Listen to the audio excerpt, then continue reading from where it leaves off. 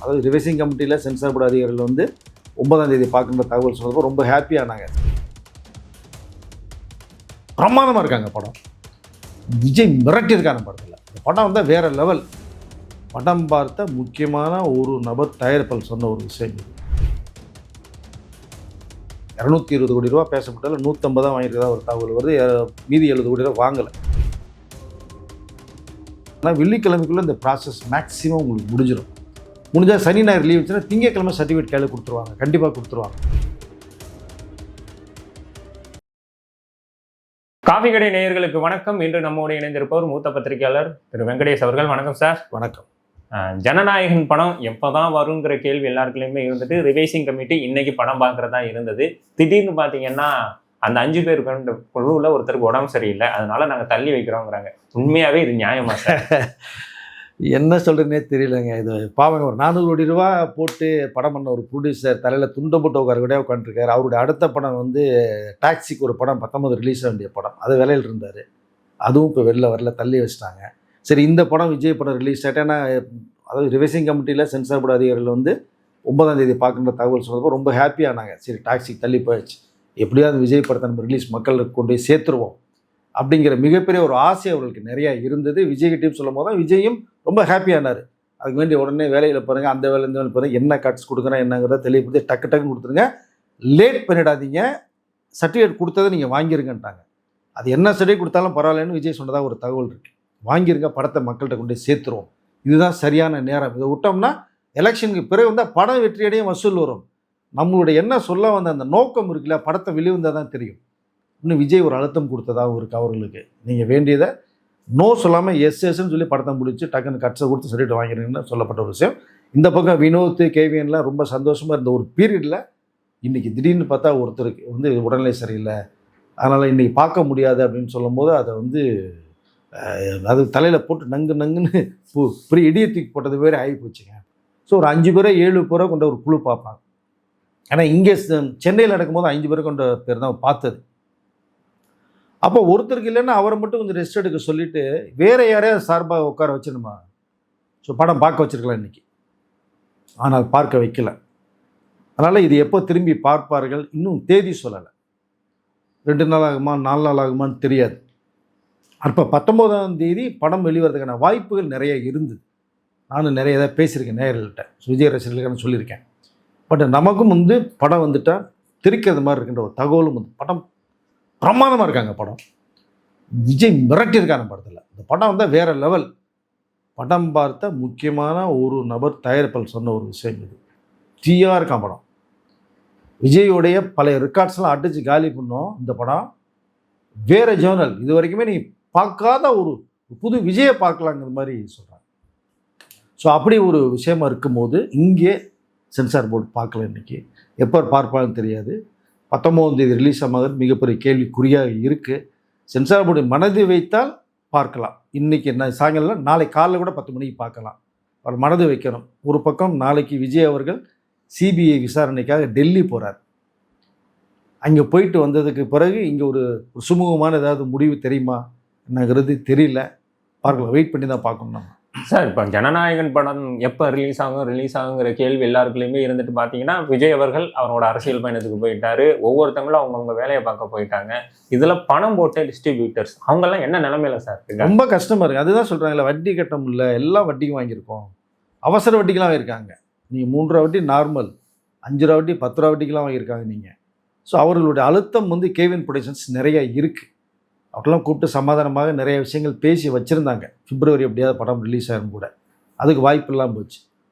So உங்களுடைய அந்த வட்டி பிரச்சனை இந்த பிரச்சனைலாம் ஒரு மாதிரி அதை வந்து ஃபைனல் பண்ணிக்கலாம், கொஞ்சம் வெயிட் பண்ணுங்கன்னு சொல்லி அவர்கள் ரேட்டை வேறு குறைக்க சூழ்நிலை மாறிச்சு. அமேசான் பிரைம் டைமே வந்து நாங்கள் கேஸ் போட்டுருவாங்க மேலேன்னா சொன்னாங்க வேறு. ஸோ அப்படிலாம் ஒரு விஷயம் வந்து தயார் பண்ணுறதுக்கு ரொம்ப வந்து அழுத்தம் கொடுக்கப்பட்டது. ரொம்ப மனவேலில் இருக்காங்க அவங்க. இதெல்லாம் கூட விஜய் அவர்களோட பார்க்கும்போது டிஸ்ட்ரிபியூட்டரை வாங்கினவங்கலாம் பார்த்து அதை வேர்ல்டு வைடு வாங்கிடுறாங்க கிட்டத்தட்ட. அதெல்லாம் பார்த்து அவர்கிட்ட நீங்கள் பேசி வைங்க, நல்ல ஒரு முடிவை சொல்லிக்கலாம் அப்படின்னு சொல்லப்பட்ட ஒரு விஷயம் இருக்குது. இதுக்காகவே பார்த்தீங்கன்னா கிட்டத்தட்ட 70 கோடி ரூபா சம்பளம் வந்து விஜய்க்கே வேண்ட வாங்கலை வேறு. 220 கோடி ரூபா பேசப்பட்டாலும் 150 தான் வாங்கியிருக்கதா ஒரு தகவல் வருது. மீதி 70 கோடி ரூபா வாங்கலை, மற்றதுக்கெலாம் நீங்கள் வச்சிங்கன்னு சொல்லிட்டார். இப்போ இந்த ஹெல்ப் விஜய் பண்ணியிருக்கார். பட் அரசியலில் வந்ததுனால ஏற்கனவே வந்துட்டார். அதனால் விஜய் எல்லாம் முடிச்சு கொடுத்து அந்த பிரச்சனையில் ஒரு மாதிரி என்னென்னு பார்த்துட்டு சொல்லுங்கள். ஏன்னா இது சம்மந்தமாக விஜய் வார்த்தையை திறந்தாலும் அதில் தான் சிக்கல் வந்துன்னு சொல்லி தான் விஜய் பேசலை, அரசியலுக்குள்ளே வந்தாங்க. பட் இங்கே வினோத் வெயிட் பண்ணிட்டு தான் இருக்கார். படத்தை விட ரிலீஸ் கொடுத்துட்டு தான் தனுஷ்க்கு ஒரு கதை சொல்லியிருக்காரு. தனுஷ் படம் பண்ண போகிறதா ஒரு தகவல் இருக்குது வினோத். இல்லை ரெட் ஜெயிண்ட்டுக்கே கூட பண்ணால் பண்ணுவார். இதே வினோத் ஜனநாயக டைரக்டர் ரெட் ஜெயிண்ட் பண்ணால் பண்ணுவார். அப்படியே பேச்சுவார்த்தை போயிட்டுருக்கு. ஸோ அதனால் படத்தை முடிச்சு கொடுத்து தான் அவர் வெயிட் பண்ணுறாரு, கேவினுக்கு வெயிட் பண்ணுறாங்க. பட் இந்த சமயத்தில் இப்படி ஒரு தகவல் வரும்போது ரொம்ப கஷ்டமாக இருக்குது. பார்க்கலாம் என்ன முடிவு இருந்தால். எப்படி இருந்தாலும் உங்களுக்கு வந்து டெல்லி விஜய் போயிட்டு வந்ததுக்கு பிறகு உங்களுக்கு நாளை முதல்ல ரிசல்ட் வந்துடும். பார்த்தாங்கன்னா ஒரு நாள் வேலை தான், டக்குன்னு முடிகிறனால கட் பண்ணி கொடுத்துருவாங்க. 15-16 இந்த வேலையெல்லாம் முடிஞ்சிடும், சர்டிஃபிகேட் வந்துடும். ஸோ டக்குன்னு வந்துட்டாங்கன்னா 19 ரிலீஸ் ஆகிறதுக்கு வாய்ப்புகள் நிறையா இருக்குது. சார் அவங்களே என்ன சொல்லியிருந்தாங்கன்னா ரிவைசிங் கமிட்டி போய் படம் பார்த்துட்டு வந்தாலும் எலெக்ஷனுக்கு அப்புறம் தான் ரிலீஸ் ஆகுங்கிற மாதிரியான ஒரு பேச்சுவார்த்தை இருந்துச்சுல்ல சார். அப்படிங்கிற பொழுது நம்ம இந்த 19-20ங்கிற பொழுது வாய்ப்பு இருக்கா சார் ரிலீஸ் ஆகல? இல்லை ரிவைசிங் கமிட்டி பார்த்துட்டா கூட என்னென்னா தேர்தல் தேதி வந்துட்டால் தான் நீங்கள் எலெக்ஷனுக்கு பிறகுன்னு சொல்லப்பட்ட ஒரு தகவல் தான் இருக்கே தவிர, தேர்தல் தேதி வரலை அப்படின்னா நீங்கள் ரிலீஸ் ஆயிடுவாங்க. ஏன் வெயிட் பண்ண எலெக்ஷன் வரைக்கும்? நீங்கள் தேவையில்லையே. அப்படி பண்ணாங்கன்னா அது கேவின் ப்ரொடக்ஷன்ஸுக்கு ஒன்றுமே சொல்ல முடியாதுங்க. அந்த வாய்ப்புகள் கண்டிப்பாக வந்து உருவாக்கிடக்கூடாது. இப்போ ரிவைசிங் கமிட்டி படம் பார்த்து எலெக்ஷன் டேட் அனௌன்ஸ் பண்ணலைன்னா படம் முன்னாடியே ரிலீஸ் வந்துடும். இப்போது அந்த எக்ஸாம்பிள் சுருக்கமாக சொல்லு. இன்றைக்கி பார்க்கலாங்க, நாளைக்கு பார்க்குறான், 10ஆம் தேதி பார்க்குறான்னு வச்சிங்களேன். 10ஆம் தேதி பார்த்தோன்னே என்னென்ன மீட் பண்ணு கட்ஸ் பண்ணு ரீல் பண்ண கொடுத்துருவாங்க. ஒரு ரீல் வந்து 20 மினிட்ஸ் 9 ரீல் வரும். 9 ரீலுக்கு நோட்ஸ் எடுத்து கொடுத்துருவாங்க. 9 ரீல் கொடுத்துட்டாங்கன்னா அவங்க திரும்பி ஒரு தடவை படம் பார்ப்பாங்க. முடிஞ்சா ஒரு நாள், நாளைக்கு ஒரு நாள் பார்த்தாங்கன்னா செவ்வாய்க்கிழமை கொடுப்பாங்க. இவங்க புதன்கிழமை கட்ஸ் பண்ணி மீட் பண்ணி புதன்கிழமை ஈவினிங்கு வேலைக்கிழமை கொடுத்தாங்கன்னா வேலைக்கிழமை இல்லை வெள்ளிக்கிழமை படம் பார்ப்பாங்க. அவங்க திரும்பி பார்த்துட்டாங்கன்னா வெள்ளிக்கிழமைக்குள்ளே இந்த ப்ராசஸ் மேக்ஸிமம் உங்களுக்கு முடிஞ்சிடும். முடிஞ்சால் சனி ஞாயிறு லீவ் வச்சுன்னா திங்கக்கிழமை சர்டிஃபிகேட் கையில் கொடுத்துருவாங்க. கண்டிப்பாக கொடுத்துருவாங்க. அவர்கள் ஒன்றும் வச்சுக்கிட்டு என்ன பண்ண போகிறாங்க கிடையாது. பட் கொடுத்தாங்கன்னா திங்கக்கிழமைக்கு பிறகு அடுத்த செவ்வாய் புதன் கூட படத்தை ரிலீஸ் பண்ணி விடுவாங்க. வெள்ளிக்கிழமைன்ற டார்கெட்டே இல்லை உங்களுக்கு. திங்கக்கிழமை கிடச்சா செவ்வாய்க்கிழமை படம் ரிலீஸ், மக்கள்கிட்ட போய் சேர்த்துடணும். திங்கக்கிழமை கொடுக்கும் போது தேர்தல் தேதி சொல்லிட்டாங்கன்னா படம் வராது. அங்கே ஒரு சிக்கல் இருக்காது.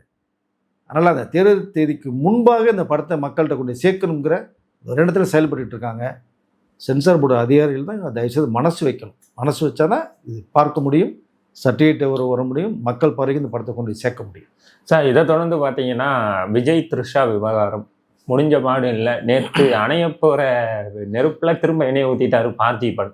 அவர் ஒரு விஷயம் சொல்ல அதை வந்து திரிஷா சைட்லேருந்து ஒரு கண்டனமாக தெரிவிச்சிருக்காங்க. இதை எப்படி பார்க்குறீங்க? இல்லை அவர் எப்பவுமே பார்க்கும்போது யதார்த்தவாதிங்க. அவர் நீ யதார்த்தமாக ஜாலியாக பேசிட்டு போயிடுவார் அவர். நீங்கள் அவருடைய இந்த தமிழ் புத்தாண்டு நியூ இயர்க்கெலாம் நீங்கள் பார்த்தீங்கன்னா நீங்கள் நார்மல் என்ன சொல்லுவீங்க, ஹாப்பி நியூ இயர் பைன் ஷேக்கன் கொடுப்பீங்க, ஏதோ ஒரு ரோஸை கொடுத்துட்டு போயிடுவீங்க. அவர் வித்தியாசமாக பண்ணுவார். நீங்கள் அந்த அந்த அதனுடைய வாழ்த்துக்கள் வித்தியாசமாக இருக்கும், க்ரீட்டிங்ஸே வித்தியாசமாக இருக்கும். புதுமை விரும்பி சொல்லப்போனால் புதுமை பித்தன்னா பார்த்திபன் அப்படி பண்ணக்கூடியவர் அவர். அப்போ இந்த ஒரு மீடியா கூப்பிட்டாங்க, ஒரு சேனல் கூப்பிட்டாங்க, அதனால போகிறாரு. போகும்போது எல்லா ஃபங்க்ஷன் நடக்குது. டக்குன்னு சில கொஸ்டின் கேட்குறேன், ரேபிட் ஃபயருங்கிற இதில் சொன்ன ஒன்று டக்குன்னு சில பார்த்தோன்னா நீங்கள் வந்து உங்களோட ஒப்பீனியன் சொல்லணும். அப்படியெல்லாம் பேசிகிட்டே இருக்க பாருங்க. டக்குன்னு பார்த்தா த்ரிஷா அவங்க ஃபோட்டோ காமிச்சிட்டாங்க. காமிக்கும் கூட்டத்தில் இருக்கிறவங்க குந்தவை அப்படின்னு சொல்லும் போது தான் இவருக்கு வந்து பார்த்தோன்னே இவர்களுடைய அந்த ஆன்சர் வரும்போது அதை சின் பண்ணி ஒரு விஷயம் சொல்லிட்டார். அது வந்து பர்டிகுலராக சொல்லுன்ற நோக்கம் இல்லை. ஏன்னா அந்த த்ரிஷா சில்வருங்கிறது அவர் தெரியாதுன்றாரு. திடீர்னு சொன்னாங்க ரேபிட் ஃபயரில் அப்படி தான் வரும். டக்குன்னு சொன்னாங்க. இந்த பக்கம் ஆடியன்ஸோட ஒரு வாய்ஸ் ஓவர். அப்போ இந்த குந்தவையை வீட்டிலே குந்த வச்சா போதும், பிரச்சனை வராதுன்னு கேஷுவலாக சொல்லிட்டு இறங்கிட்டார். ஆனால் அங்கே பக்கத்தில் ஒரு அரசியல் விமர்சகர் உட்காந்துருக்காரு. அவர் என்ன பார்த்திபா நீ பாட்டு இந்த குந்தவை பெறவட்ட அவாய்ட் பண்ணிக்கலாம்னும் போது அப்போ தான் யோசிக்கிறாரு அந்த பாவம். யோசித்த பிறகு தான் உடனே சேனலில் போய் அப்பா அந்த பீஸை மட்டும் கட் பண்ணி தூக்கிடுங்கப்பா, வேறு போட வேணான்னு சொல்லும்போது அவங்களும் சரின்ட்டாங்க. ஓகே இது வராது நினச்சிட்டு வந்துட்டாரு. பார்த்தா ஆடியன்ஸில் யாரோ ஒருத்தன் வீடியோ எடுத்து அதை ரிலீஸ் பண்ணிட்டாங்க. சோசியல் மீடியா தான் இன்றைக்கி பத்திக்கு ஒன்றுமே பண்ண முடியாது. ஸோ அப்போ அது போட்டு விட்டாங்க. இது த்ரிஷா பார்வைக்கு போயிடுச்சு. ஏற்கனவே நிறைய பிரச்சனை ஓடிட்டுருக்கு. அவர்களும் தூக்கம் இல்லை சாப்பாடு இல்லைன்னு புலம்பிட்டு இருக்கிறதா ஒரு தகவல் வருது த்ரிஷாவை. ஸோ அவர் வேறு பார்த்தீங்கன்னா அந்த குந்தவைன்றது பொன்னியின் செல்வனில் த்ரிஷா இளவரசியாக பண்ணியிருப்பாங்க. அதில் பார்த்திபன் வேறு பண்ணியிருப்பார். ஸோ அப்போ அந்த காம்பினேஷன் வேறு இருக்கும். பார்த்திபன் சொன்னது அவங்க வருத்தப்படுது. ஆனால் பார்த்திபன் பேரை சொல்லாமல் அவங்க ஒரு கருத்தை சொல்லிட்டாங்க.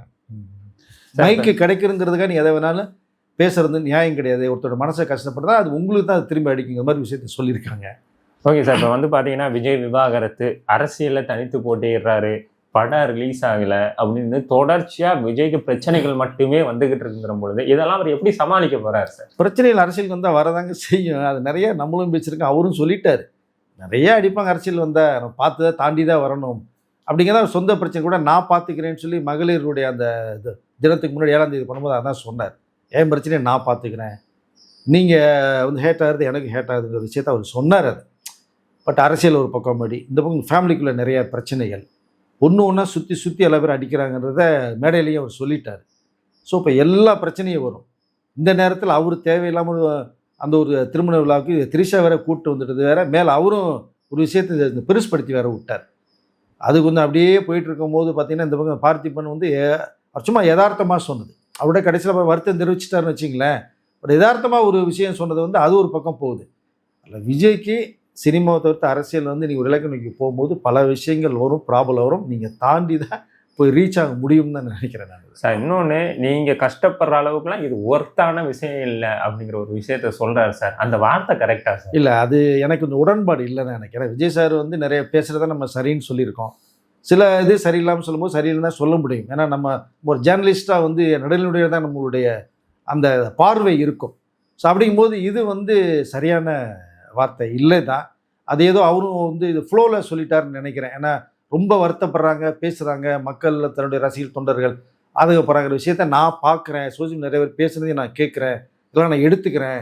ரொம்ப ஹேட் ஆகுறீங்க, அதையும் நான் ஹேட் ஆகிறேன் தான், அதை நீங்கள் அந்த மாதிரி எடுத்துக்காதீங்கிற, நாங்களும் சேர்ந்து ஒரு மக்களுக்கு நல்ல விஷயம் பண்ணுங்கிற விஷயத்த சொல்லிவிட்டு என் பிரச்சனையை நான் பார்த்துக்கிறேன், சொந்த பிரச்சனை நான் பார்த்துக்கிறேன், நீங்கள் மற்ற வேலையை பாருங்கள், நீங்கள் நினைக்கிற மாதிரி அது அவ்வளோ பெரிய ஒர்த்து இல்லைன்னு சொன்னாங்க. பட் அந்த ஒர்த்துங்கிற வார்த்தையை அவர் அவாய்ட் பண்ணியிருக்கலாம், பண்ணியிருந்தால் சிறப்பாக இருக்கும். ஏன்னா சங்கீதா அவர்கள் வந்து நேற்று வந்துட்டு ஒரு வருஷத்தில் அந்த கல்யாணம் மட்டும் ஆர்வக்கோளாறு கல்யாணம் மட்டும் உடனே பிரிஞ்சு போகிற மேட்ரு கிடையாது. அப்போ வேணால் நீங்கள் புரிதல் இல்லாமல் நம்ம சொல்லலாம் ஒர்த்து இல்லையான்னு.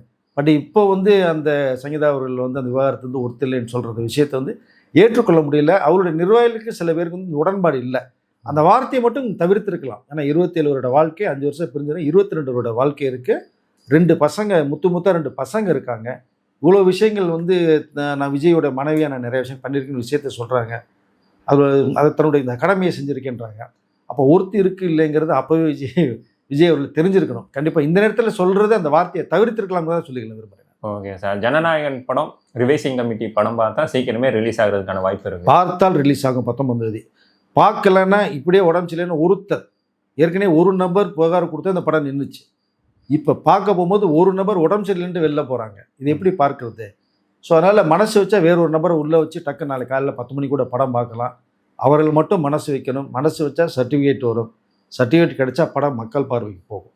ஓகே சார், நிறைய தகவலை பகிர்ந்துக்கிட்டீங்க. ரொம்ப நன்றி சார். நன்றி.